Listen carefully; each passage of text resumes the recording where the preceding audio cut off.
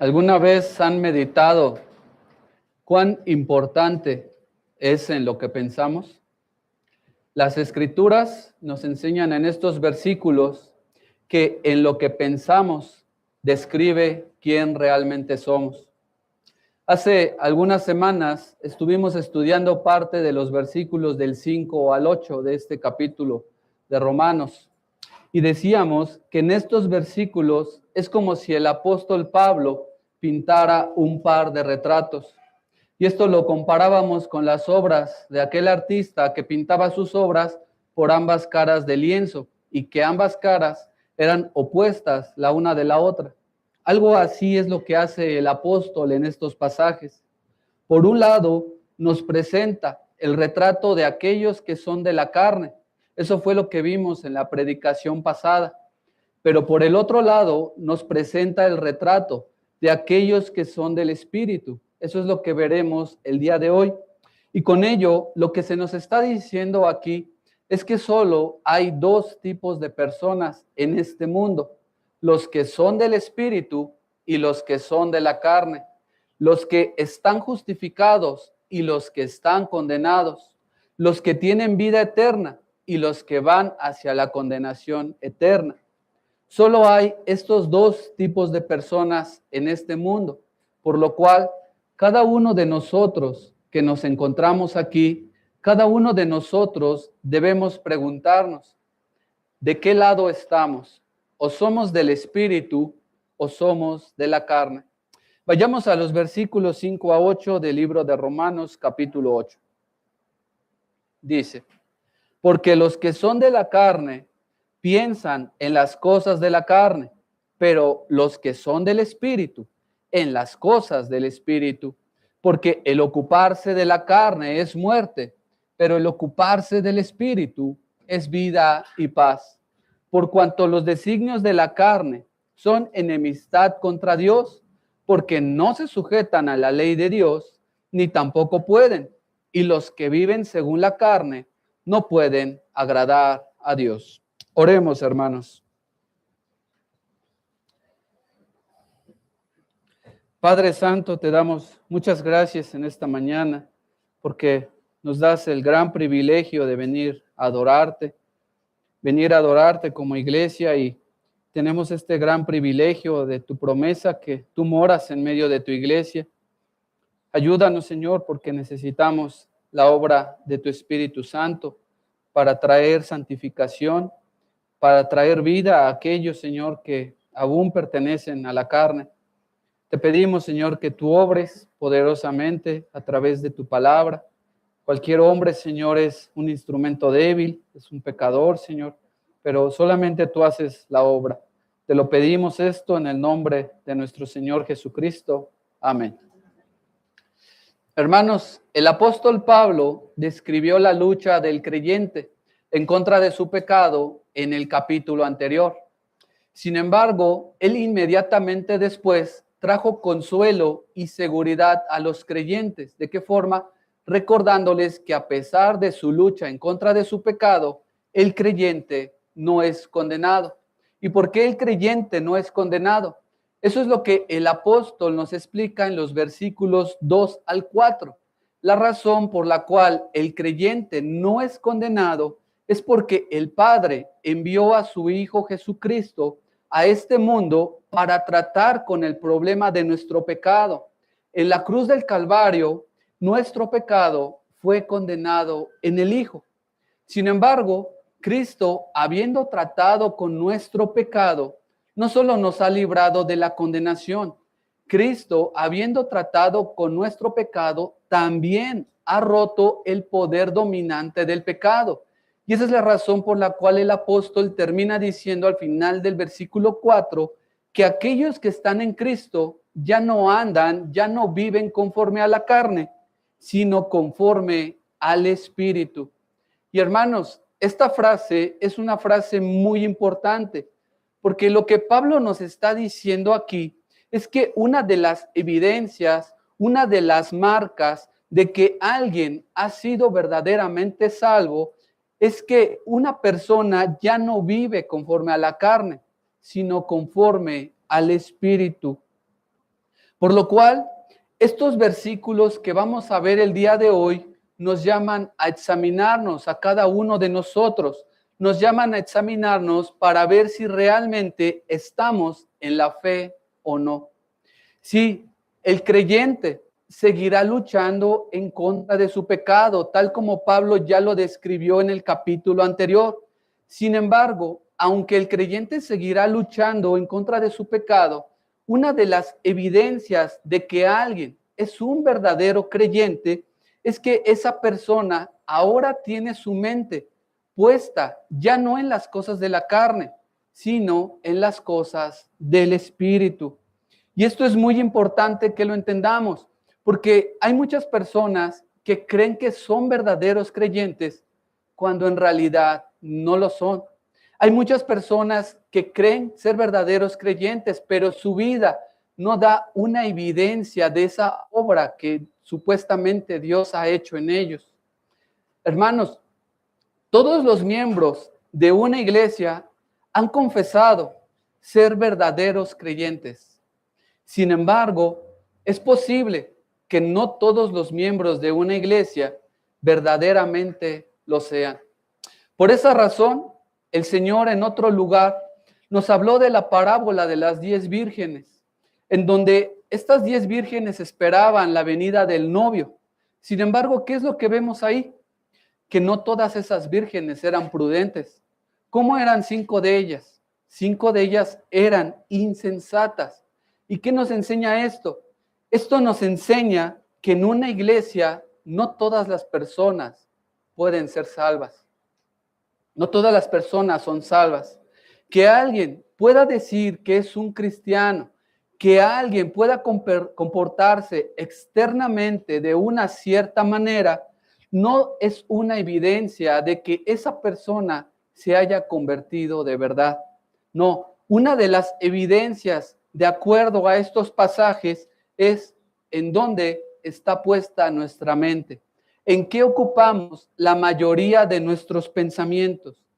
Queremos saber si somos del espíritu o de la carne. Debemos responder en esta mañana, ¿qué es lo que dominan la mayoría de nuestros pensamientos? Esa es una prueba inequívoca de si estamos en la fe o no. Por esa razón es por la que el apóstol hace este contraste en estos versículos entre la vida de un creyente y la vida de un incrédulo. Y con ello lo que Pablo nos está diciendo aquí es: examínese cada uno. Examínese cada uno para ver si realmente su vida coincide con el retrato de un verdadero creyente o no. Eso es en lo que debemos pensar el día de hoy. Eso es lo que debemos hacer cada uno de nosotros, examinarnos a la luz de estos pasajes para ver si nuestra vida refleja a alguien que es del Espíritu o a alguien que es de la carne. Y para hablar de los que son del Espíritu, estaremos mirando solo los versículos 5 y 6, porque es ahí en donde se nos da la descripción de estos que son del Espíritu. Versículo 5.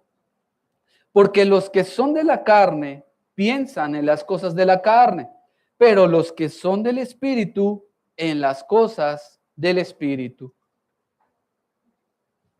En estos versículos, como ya decíamos, Pablo hace un contraste entre los que son del Espíritu y los que son de la carne. ¿Y cuál es la diferencia entre ambos? La diferencia se encuentra en dónde tienen puesta su mente. Con respecto a los que son de la carne, de los cuales ya hablamos en la predicación anterior, Pablo, al hablar de ellos, se está refiriendo a quienes, a los incrédulos. Y nos dice que ellos tienen su mente puesta en las cosas de la carne.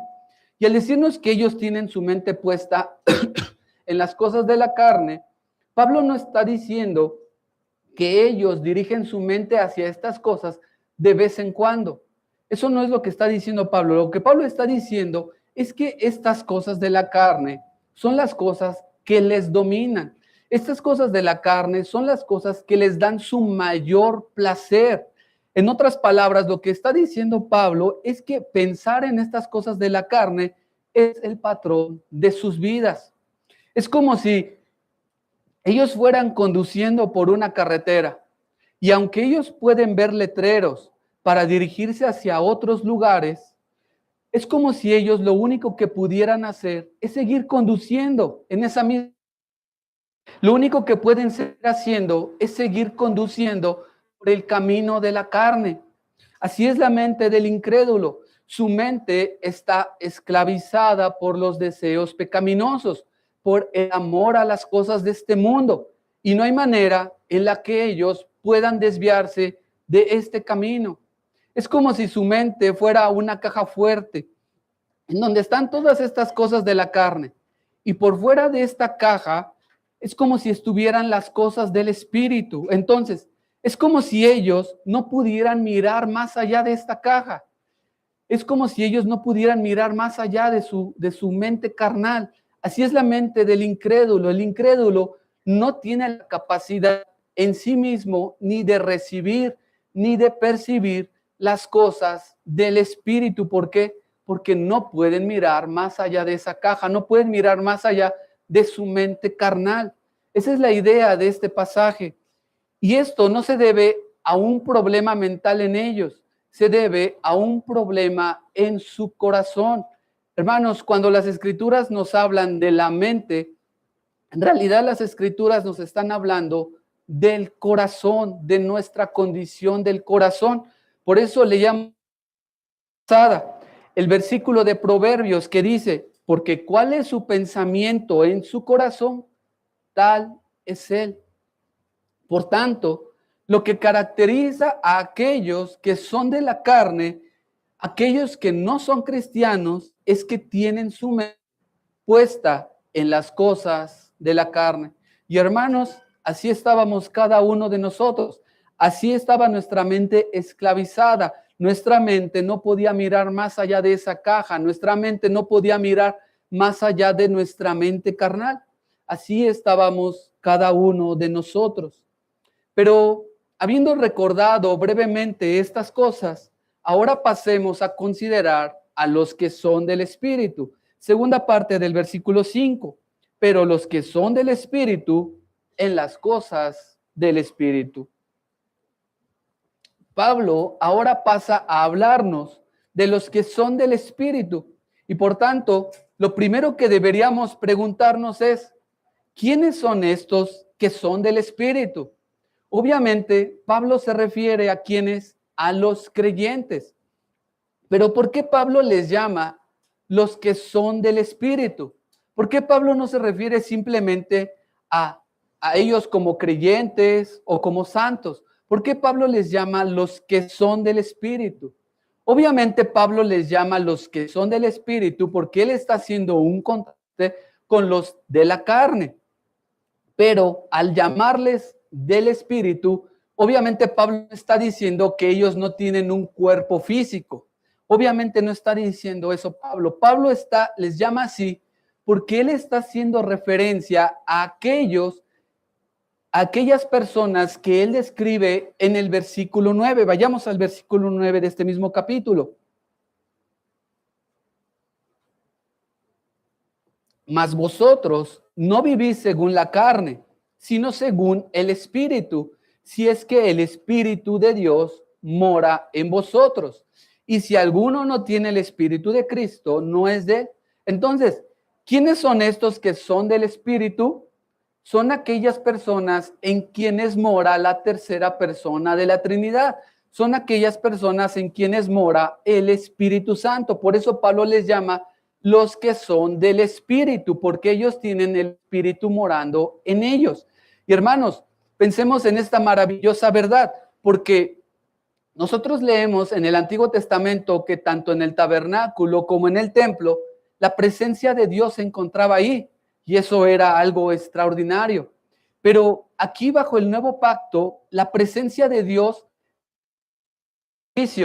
y tampoco es de forma temporal como sucedía antes, no. La presencia de Dios ahora habita en el creyente y es de forma permanente. Por tanto, ¿qué es un cristiano en primer lugar? Un cristiano es una persona en quien mora el Espíritu Santo. Eso es lo que es un cristiano. Pero en segundo lugar, al decirnos la frase, los que son, lo que Pablo quiere decirnos con esta frase es que estos son conforme a algo. En otras palabras, lo que significa esta frase es que estos son de acuerdo a algo o tienen el mismo sentir con algo. ¿Y qué significa esto? Para entenderlo, veamos un par de pasajes en donde Pablo utiliza esta misma palabra. Vayamos a Filipenses 2:2. Aquí encontramos en este versículo 2 veces esta misma palabra, esta misma frase. Dice Pablo en Filipenses 2:2. Completad mi gozo. Aquí está la palabra, sintiendo lo mismo, tendiendo el mismo amor, unánimes, de nuevo, sintiendo una misma cosa.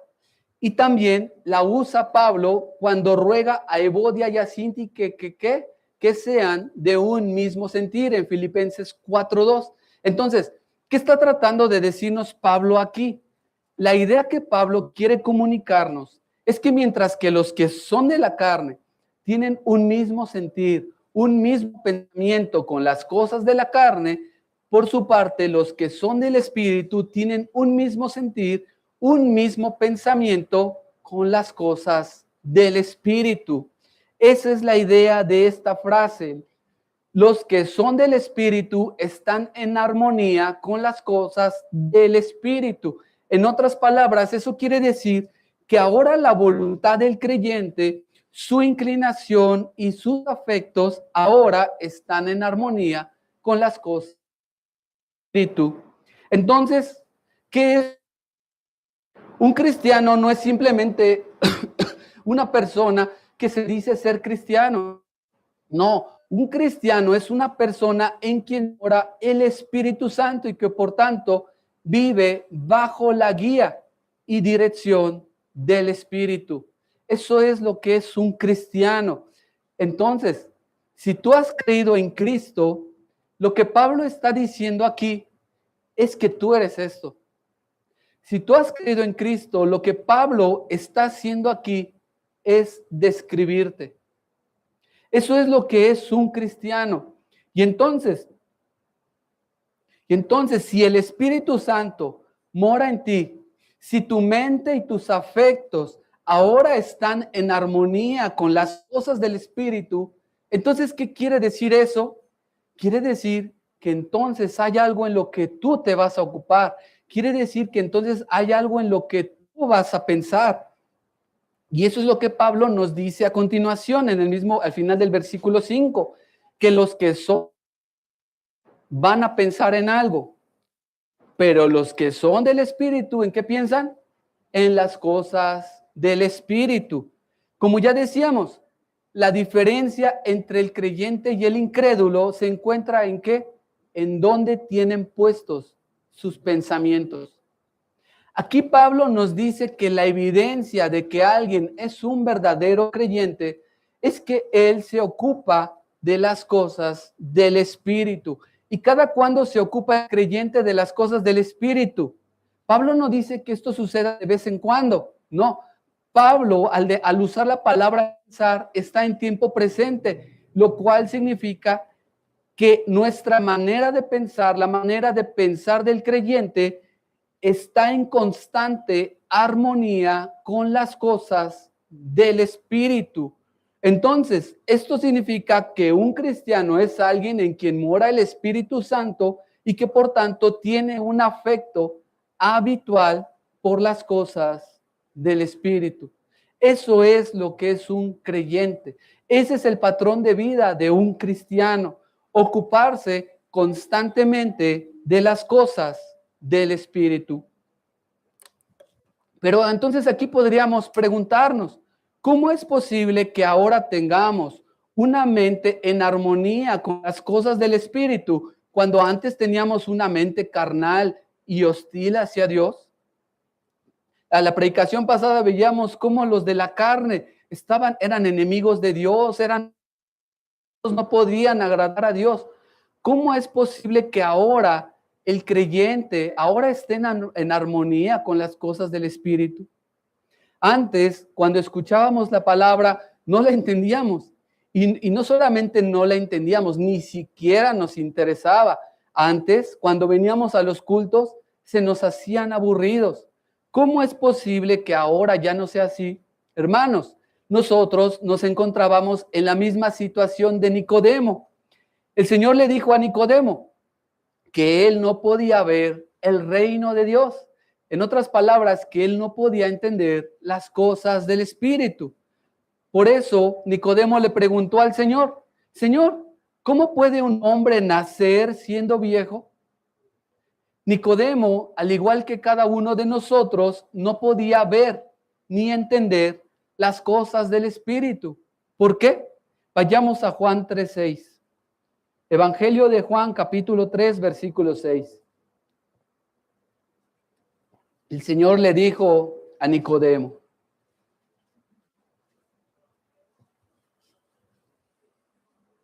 Juan capítulo 3, versículo 6 dice, lo que es nacido de la carne, carne es.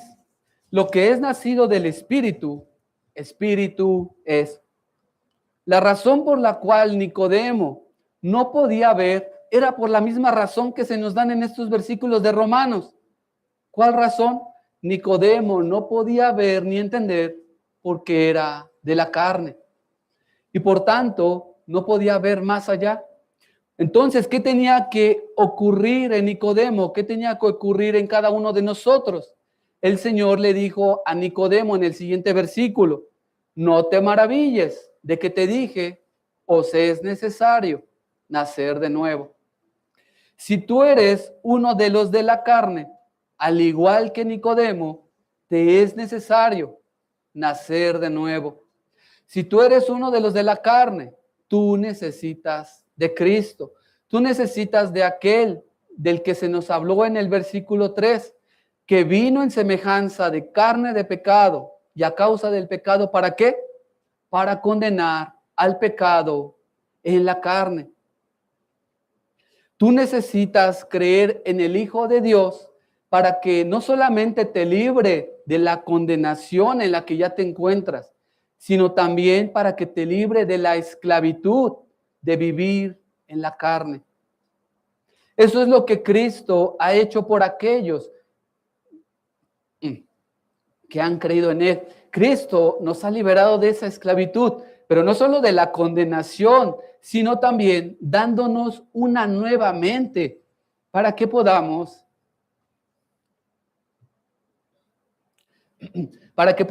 ver y entender, para que ahora podamos decir como Pablo, junto con el apóstol Pablo en 1 Corintios 2:16, mas nosotros tenemos la mente de Cristo. O como dijo el mismo apóstol en el capítulo anterior, con la mente, es decir, con la mente espiritual, yo sirvo a la ley de Dios. Los que hemos creído en Cristo, ahora tenemos una nueva mente para que podamos entender las cosas del Espíritu. Hermanos, esa es la razón por la cual ahora entendemos, porque cuando nacimos de nuevo por el Espíritu, cuando se nos dio un nuevo corazón, se nos dio una nueva mente para entender las cosas del Espíritu. Por eso, para los que son de la carne, estas cosas del Espíritu les son locura, porque ellos no tienen una mente espiritual. Por eso, cuando nosotros les compartimos, debemos recordar que en nosotros no está el poder de cambiarlos, no está el poder de convencerlos. Cuando nosotros les compartimos a los demás, deberíamos nosotros clamar a Dios que les dé vida nueva. Eso es lo que deberíamos hacer. Y en el momento en el que una persona es regenerada, en el momento en el que una persona ha nacido de nuevo, desde ese momento esa persona tiene una mente espiritual. Esa es la realidad de una persona que ha nacido de nuevo. Tiene una mente espiritual para que ahora pueda pensar en las cosas del Espíritu. Pero, ¿qué es pensar en las cosas del Espíritu? ¿Acaso se refiere a alguien que se sienta a reflexionar sobre las cosas profundas de las Escrituras? ¿Acaso es alguien que tiene mucho interés por la teología? Ciertamente un creyente debe tener un interés por el estudio de las Escrituras. Sin embargo, pensar en las cosas del Espíritu va mucho más allá de algo meramente intelectual. Pensar en las cosas del Espíritu es pensar en aquellas cosas a las que el Espíritu nos dirige a través de la palabra. Por ejemplo, una de las cosas a las que el Espíritu nos dirige, ¿a qué es? Es a la persona y obra de nuestro Señor Jesucristo. Vayamos a Juan 16:13.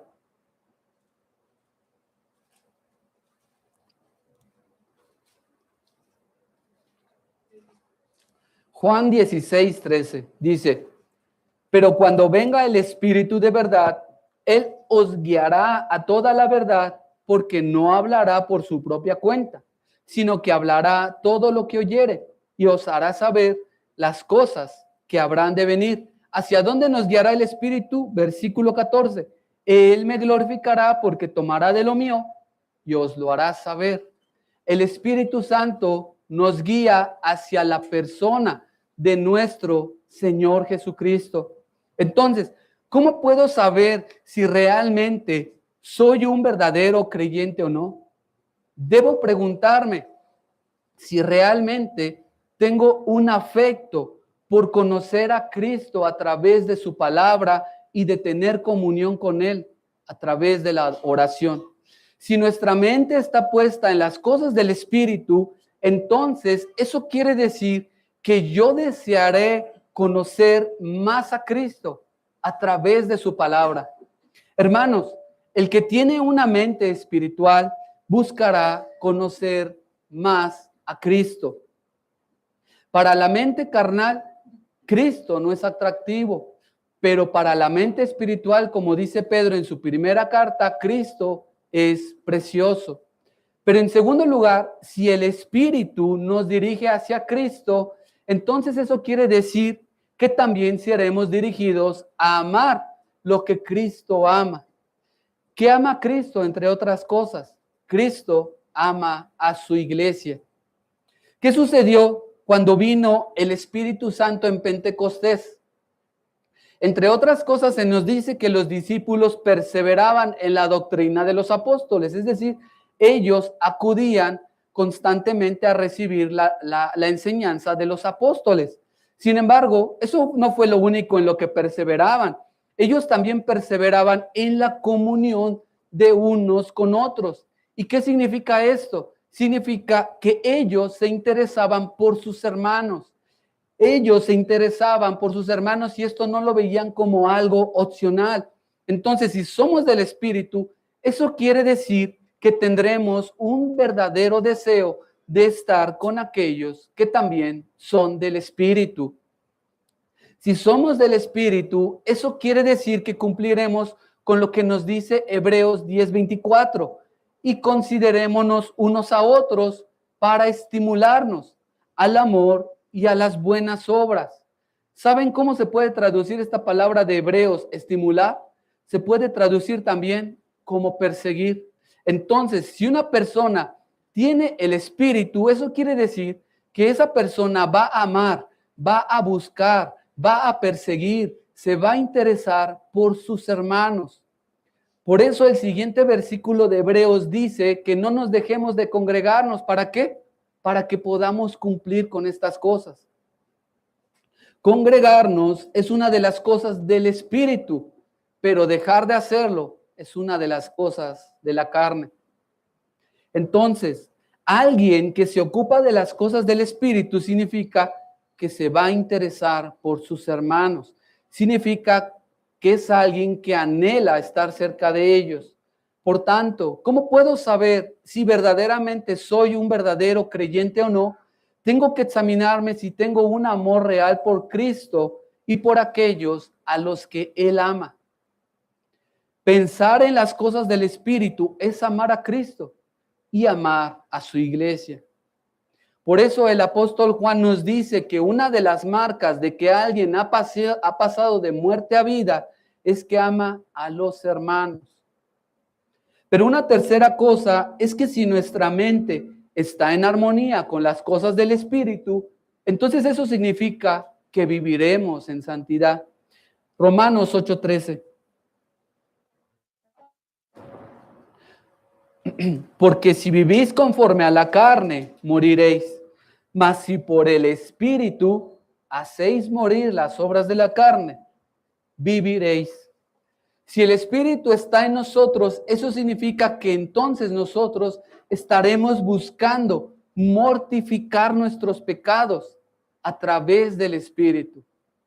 Y podríamos seguir hablando de otras marcas más, pero aquí podemos ver la gran diferencia que se encuentra entre aquellos que son de la carne y aquellos que son del Espíritu. La gran diferencia es que aquellos que son del Espíritu se ocupan en las cosas del Espíritu. Por lo cual quisiera preguntarte, ¿ves una evidencia de estas cosas en tu vida? Y obviamente no estamos hablando de perfección. No hay nadie de nosotros que cumpla perfectamente con estas cosas. Cada uno de nosotros desearíamos amar más a Cristo, desearíamos leer más y orar más, desearíamos crecer más en la comunión con nuestros hermanos. Pero, ¿ves una evidencia de estas cosas en tu vida? ¿Estás creciendo en santidad? ¿Ves una evidencia de que tienes un aborrecimiento hacia tu pecado? ¿Puedes decir que Cristo es precioso para ti? ¿Tienes un anhelo por leer y orar? ¿Pones en primer lugar venir a congregarte antes de los asuntos terrenales? ¿Tienes un afecto por tus hermanos? ¿Los buscas? Si no tienes a Dios en tus pensamientos, si tú eres uno de los que se preguntan, ¿y por qué tengo que venir todos los domingos a la iglesia?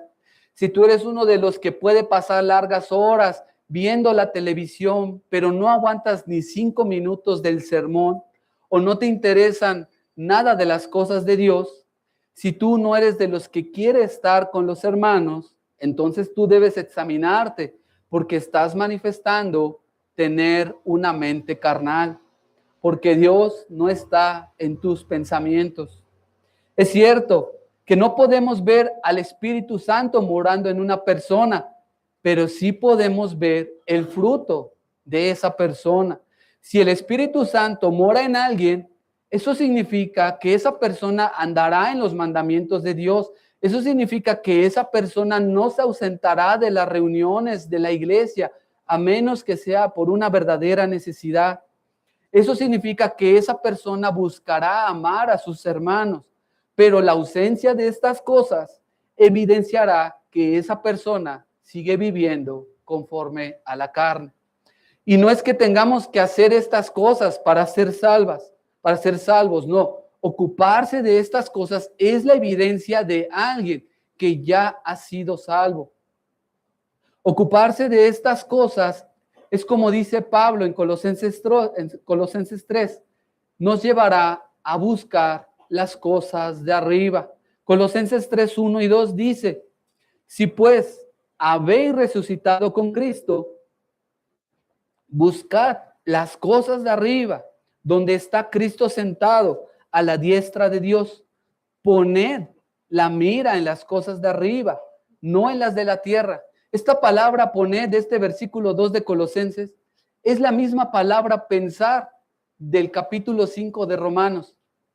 Entonces, si yo he resucitado con Cristo, eso quiere decir que yo pondré mi mirada, que yo pensaré en las cosas de arriba.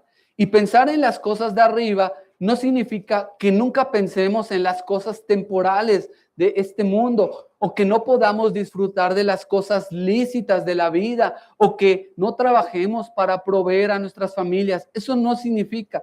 Por eso Pablo más adelante en este capítulo de Colosenses nos habla de las diferentes esferas en donde nos desempeñamos. Tener nuestra mirada en las cosas de arriba significa que el creyente buscará hacer estas cosas para la gloria de Dios. Significa que el creyente hará estas cosas siguiendo la voluntad de Dios.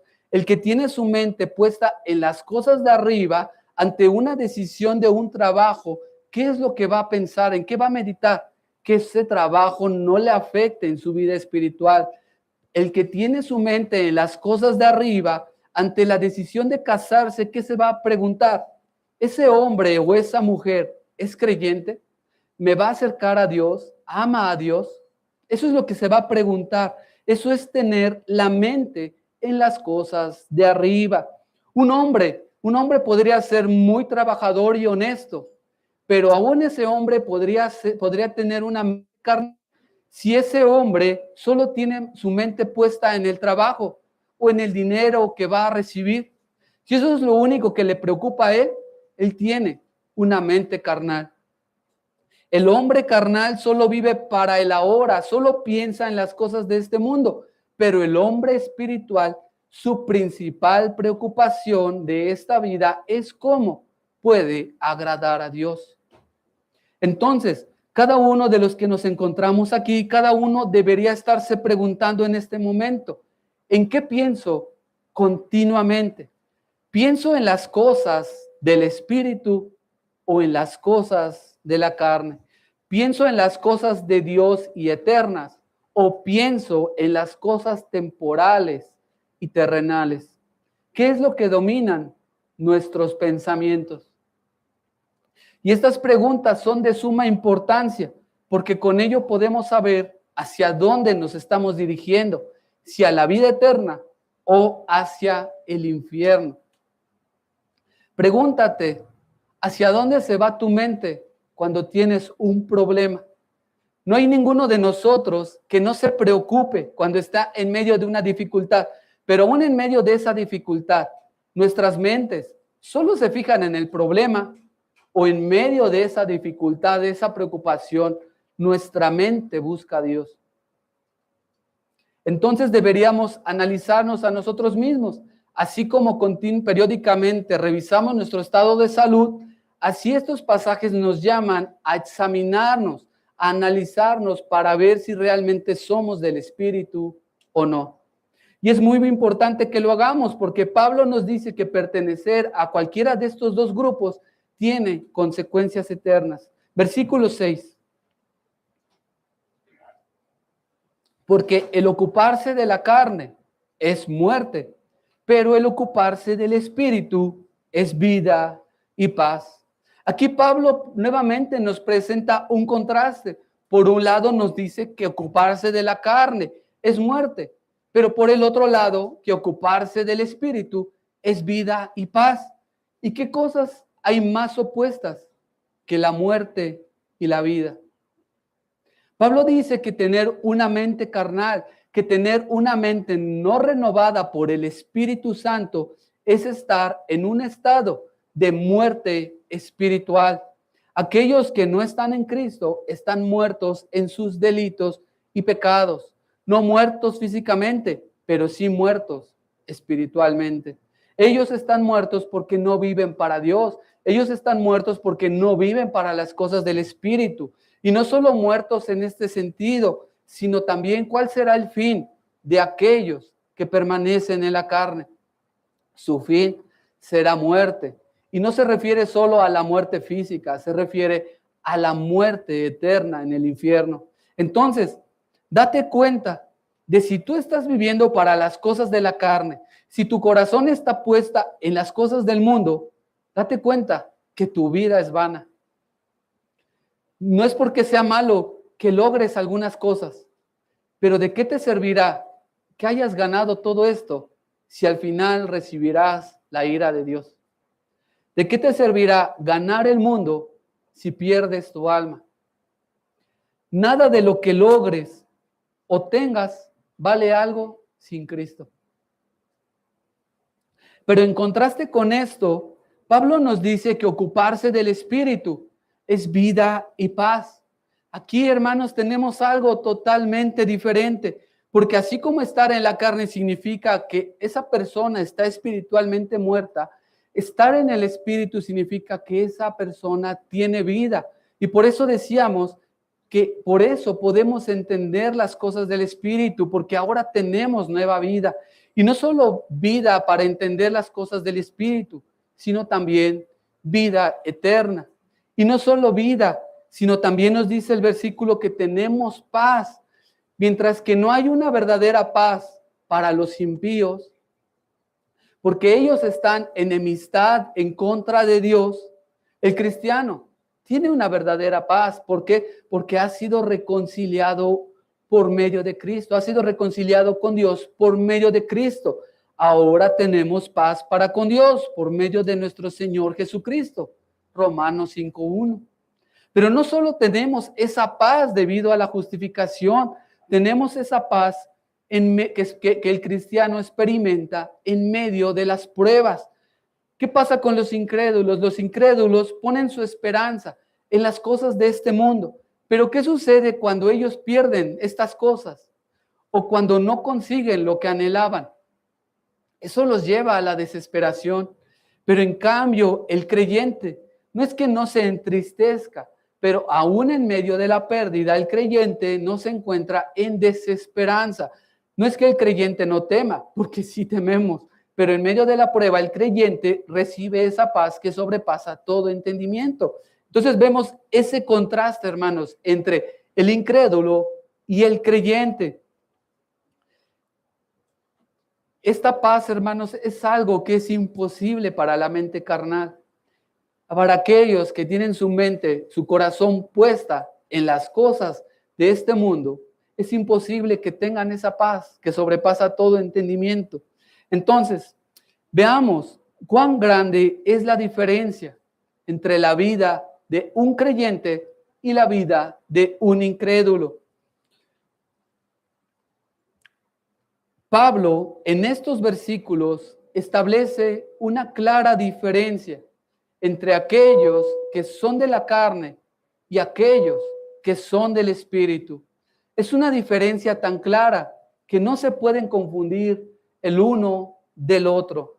Si alguien está caminando conforme a la carne, entonces todos sus pensamientos y acciones corresponderán a las cosas de la carne. Y de ahí esa persona no se moverá. Pero los que han sido alcanzados por la gracia de Dios, sus pensamientos y sus acciones corresponderán a las cosas del Espíritu. Hermanos, estos son los dos tipos de retratos que Pablo ha dibujado. Son dos tipos de retratos que no se parecen en nada el uno del otro. Son dos tipos de retratos que no tienen relación el uno del otro. Por eso, como decía un pastor, es insostenible cuando una persona supuestamente cristiana quiere unirse a un incrédulo, ya sea de noviazgo o matrimonio.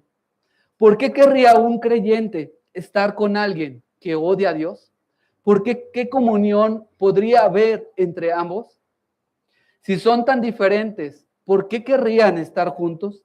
Si son tan diferentes ambos grupos, ¿por qué la iglesia, en lugar de ser diferente al mundo, la iglesia quiere parecerse al mundo? Pero más allá de esto, la pregunta más importante es, ¿de qué lado estamos nosotros? Tú y yo estamos de un lado o del otro, y no es que podamos estar en ambos lados al mismo tiempo. O estamos en un lado o estamos en el otro lado. Y pertenecer a cualquiera de estos dos grupos no es algo sin importancia. Tiene consecuencias eternas. Tener una mente carnal tendrá como fin la vida eterna, la muerte eterna. Pero tener una mente espiritual es tener vida eterna. Por eso es de suma importancia que respondamos correctamente a esta pregunta. Y no debemos responderla de acuerdo a nuestra propia opinión, sino de acuerdo a lo que Pablo nos ha dicho en estos versículos. Debes preguntarte, ¿soy un cristiano de acuerdo a lo que la palabra de Dios dice que es un cristiano? Examínate a ti mismo, ve si estás en la fe, examínate a la luz de estas marcas, porque estas marcas no son mandatos, estas marcas son la descripción de lo que una persona salva debería ser. Eso significa que si tú eres cristiano, es porque ha sucedido algo en tu vida que te ha hecho diferente a lo que eras antes. Eso significa que si tú eres cristiano es porque ha sucedido algo en tu vida que te ha hecho diferente a la mayoría de las personas que no están en Cristo? Entonces examínate y pregúntate, ¿me ha sucedido esto? Pero recuerda que al examinarte, cuando te examines, no olvides el capítulo anterior, porque recuerda que el mismo apóstol Pablo confesaba que algunas veces se encontraba haciendo lo que aborrecía. Entonces, vivir según el Espíritu no significa que en algunas ocasiones no estaremos haciendo lo que odiamos. No significa que en algunas ocasiones no pensaremos en las cosas de la carne. No significa eso. Significa que la vida del cristiano estará caracterizada por vivir conforme al Espíritu, no de forma perfecta, pero sí irá en esa dirección. Vivir según el Espíritu significa que estaremos en una batalla continua. Entonces, lo que ocupa tu mente describe quién realmente eres. Donde está tu corazón, donde está tu tesoro, allí estará tu corazón. Y si reconoces que eres de la carne, debes saber que la única manera en que puedes pasar de la carne a ser una persona del Espíritu no es a través de tus obras, no es a través de tratar de ser una buena persona. Eso es imposible. Tú necesitas nacer de nuevo. Y si te preguntas como Nicodemo, ¿y cómo se hace esto? La respuesta es creyendo en Cristo. Eso es lo que tienes que hacer. Y finalmente, si tú eres creyente, recordemos que nosotros estábamos así. Entonces, cuando veamos a los demás que no nos quieren escuchar, que no nos quieren, que no entienden, que nos desprecian, recordemos que nosotros estábamos así. La única diferencia es porque nosotros hemos recibido la gracia de Dios. Entonces, en lo que pensemos, describe lo que somos. Si soy de la carne, entonces pensaré en las cosas de la carne. Si soy del Espíritu, entonces pensaré en las cosas del Espíritu.